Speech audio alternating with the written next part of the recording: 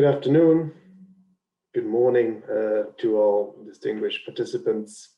First of all, a very warm thank you to the organizers for inviting me to speak on what I think is an extremely important and exciting topic, particularly how the African trading bloc and its relationship with other trading blocs can help special economic zones, and vice versa, how special economic zones can help to the African trading bloc in this regard.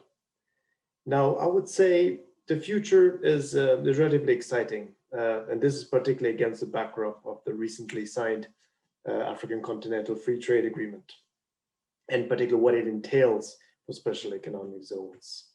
Of course, we're still in the middle of a global pandemic. The economic crisis that has resulted from the pandemic, in addition to the health crisis, is still very present in many parts of the world.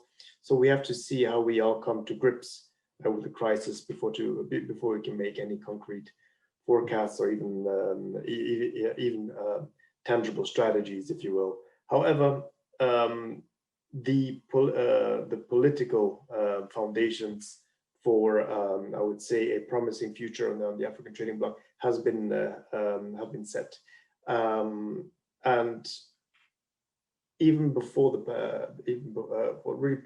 pandemic, the African trading bloc has been one full of potential.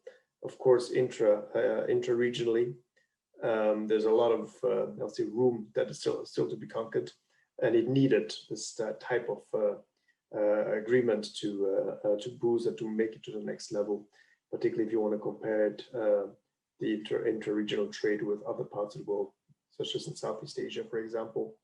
But also in terms of the African trading blocs, trading relationships with other parts of the world. And there I would like to again just make the link to Southeast Asia. I think between 1990 and 2012, trading between the ASEAN region, if you will, and the African trading bloc has increased on an average of 14% per year, which is remarkable. So there's a lot of potential. There's a growing trading link, which would be very interesting to observe after the pandemic, of course, but also as the African African Continental Free Trade Agreement then basically is being implemented and is being finalized, if you will, in many ways. So what is it? What is in it for special economic zones, if you will? I think first of all, there is a fundamental issue that still needs a bit of clarification. There are some voices out there that claim that special economic zones should be not considered in the African Continental Free Trade Agreement because companies within SEZs in Africa already do benefit from preferential treatments. I think special economic zones are central to the success of the African Continental Free Trade Agreement. And there's in particular, I would say, three elements that need to be considered for special economic zones to basically to reap the full benefits of special economic zones. So in a way, despite the great political breakthrough, if you will, of getting the African Continental Free Trade Agreement off the blocks, you have to go back to the fundamentals as well when it comes to special economic zones. Governments have to do their own work. In many ways, it's the small pieces of the puzzle that make the puzzle fit together, right? So the fundamentals of special economic zones development still apply, and maybe apply even more than before, because you want to make sure that the overall African trading bloc benefits from the existence of special economic zones as an instrument to reach your sustainable development objective through your industrial policies. So one of the first things to consider is that special economic zones can, of course, be established to attract investment for your own sustainable development objectives. And we're talking foreign direct investment, but also domestic investment that needs a special boost to reach some sustainable development objectives.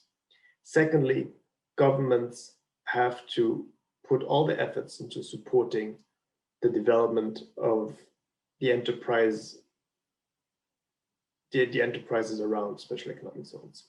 So targeted small and medium-sized and SME support measures for domestic small and medium-sized enterprises to be able to cater into the special economic zones, to become partners for companies in the special economic zones. Thereby, you're creating the much wanted and much needed linkages, right, between special economic zones and the surrounding economy, so the special economic zones do not end up being economic enclaves, as often being criticized for.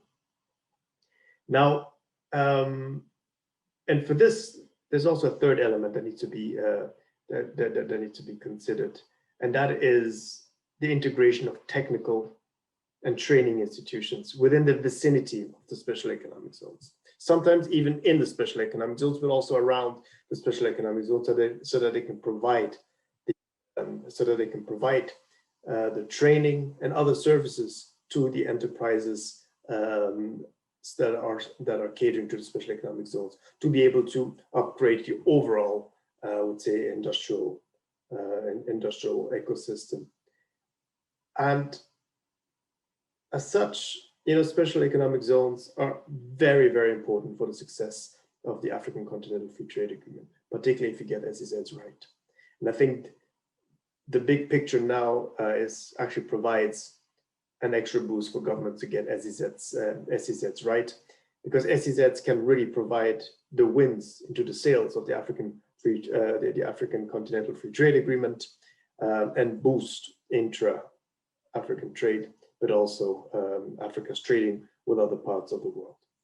Having said that, thank you very much for your attention, and I do hope that these points serve as food for thought and provide you some insights. Thank you very much. And again, it's a shame that we cannot be together physically, but hopefully this was an effective medium to get some key messages across as well. Thank you so much.